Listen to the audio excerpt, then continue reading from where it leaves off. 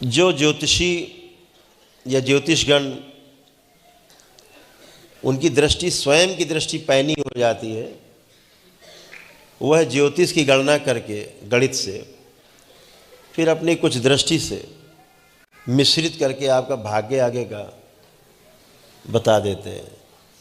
लेकिन ऐसा किसी ग्रंथ में नहीं लिखा है निश्चित रूप से कि आपका यही होगा। आशंका रहती है, संभावना रहती है कि ऐसा हो सकता है, उससे बचाव कर लिया जाए तो बचाव हो जाता है यदि आप उसका पालन करते हैं। जो ज्योतिष विज्ञान कहता है उसका पालन आप करते हैं। जैसे बाहर काले बादल छा रहे हैं, ऐसा लग रहा कि बरसात होने वाली, घर से निकलते समय माँ छाता देती है कि बेटा इसको लेते जाओ, हो सकता पानी गिर जाए, तो आपका इससे बचाव हो सकता है। माँ को अनुभव है उन काले बादलों का।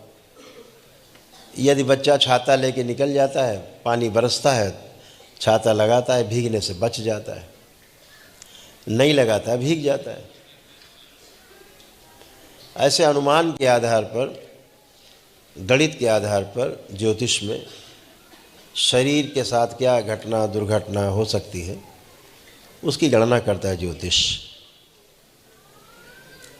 लेकिन शरीर के साथ रहने वाला जीवन जो आपके अंदर बैठ के सुन रहा है,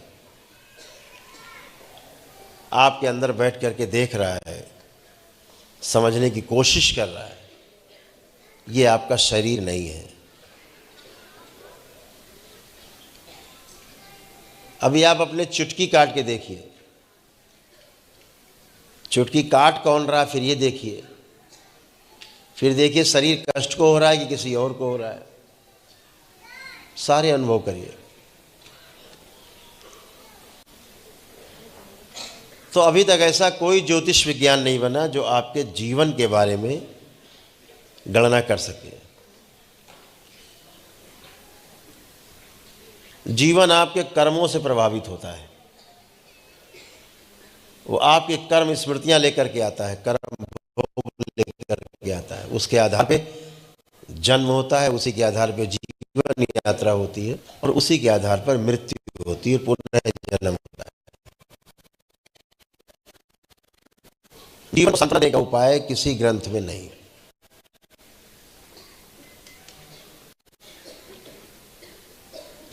ये स्वयं में ही व्यवस्था है।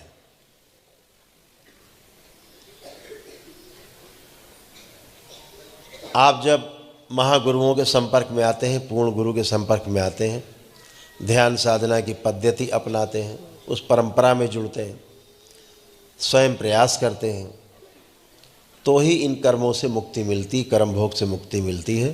तभी ये स्मृतियां नष्ट होती हैं। ज्योतिष के द्वारा इन जीवन के ऊपर कोई गणना नहीं की जा सकती। ज्योतिष शरीर को देख करके गणना करता है। जैसे 16 संस्कार बताए गए, यह जो 16 संस्कार हैं मनुष्य जाति के लिए,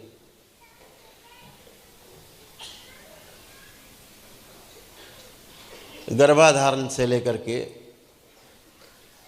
और अंतिम यात्रा तक, चिता में लेटने तक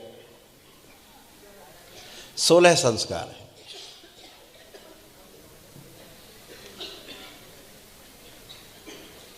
इन 16 संस्कारों में जो सबसे ज़्यादा महत्वपूर्ण है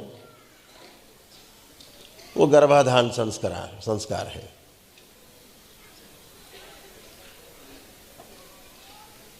ज्योतिष ये तो बता सकता है किस कालखंड में, किस मुहूर्त में गर्भाधान संस्कार होगा तो ऐसा शरीर प्राप्त होगा, निरोगी होगा।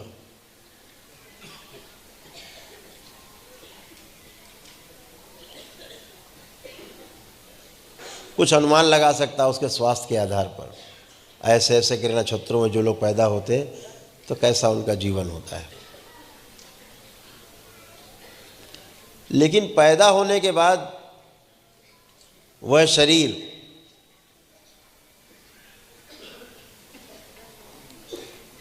अपने जिस कुल में पैदा होता है उस कुल में रहने वाले पितरों के, आपके पूर्वजों के अनुसार,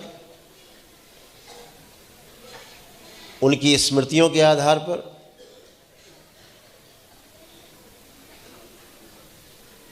उनकी मृत्यु के समय के कष्टों के आधार पर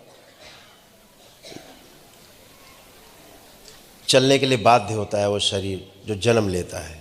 उससे बचने का उपाय तब तक नहीं जब तक पितृ मुक्ति नहीं हो जाए। बिना पितृ मुक्ति के किसी समस्या का समाधान नहीं।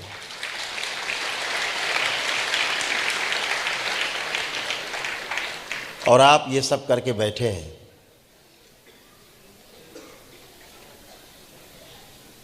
आप सबको याद होगा जब आप दरबार आए तो कितने कष्टों से भरे हुए थे आप और आपका परिवार। आपने केवल याद किया है बाबा माँ को और आपको तुरंत सहायता मिली सेकंड में। ऐसे कितने लोग हैं जिनको सहायता मिली? हाथ उठाएं। ऐसे मिली तुरंत सहायता, इमीडिएट। सब स्वस्थ होके बैठे। जब स्वस्थ हुए तो दरबार में आपने दरबार में बाबा से दीक्षा ली। ये कृतज्ञता है। न्याय के 9 भावों में से एक है कृतज्ञता।